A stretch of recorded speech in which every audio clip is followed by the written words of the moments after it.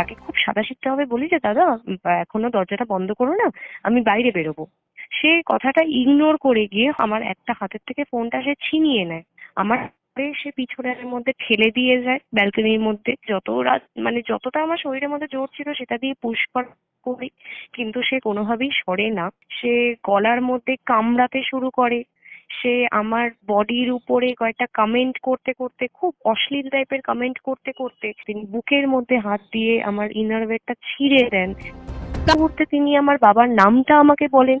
যে আমাকে এটাও বলা হয় যে তোর বোন কোন স্কুলে পড়ে, আমাকে এটাও বলা হয় যে আমার বোনকে সে স্কুলের থেকে তুলে নিয়ে যাবে।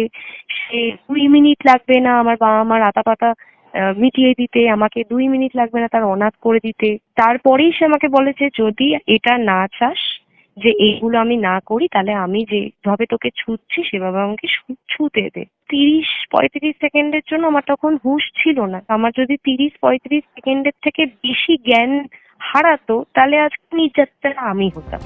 যেইটুকু তার ডিগনিটি বাকি থাকে, যেই ক্লোদিং গুলো দিয়ে, সেগুলো কোনো একটা বাকি ছিল। আধা জিনিস ছেঁড়া ছিল, আধা জিনিস ছেঁড়ার চেষ্টা করেছিল। শুনলেই গা শিউরে উঠতে বাধ্য, শুনলেই লজ্জায় ঘেন্নায় শরীর ঘিন ঘিন করবে। কিন্তু অন্যরা যা কানে শুনতে পাচ্ছেন না, অবলীলায় তা করতে পারতেন কসবা গণধর্ষণ কাণ্ডে ধৃত তৃণমূল কর্মী মনোজিৎ মিশ্র।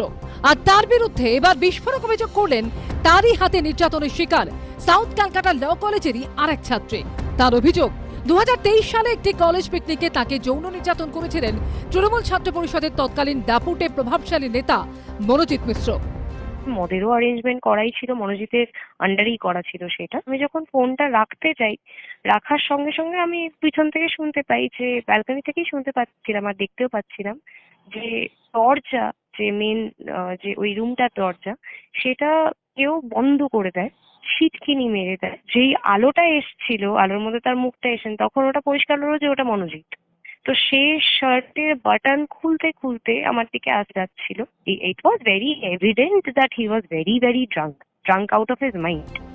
বহুদূর থেকে আইনজীবী হওয়ার স্বপ্ন নিয়ে মা বাবাকে ছেড়ে কলকাতায় এসেছিলেন পড়তে।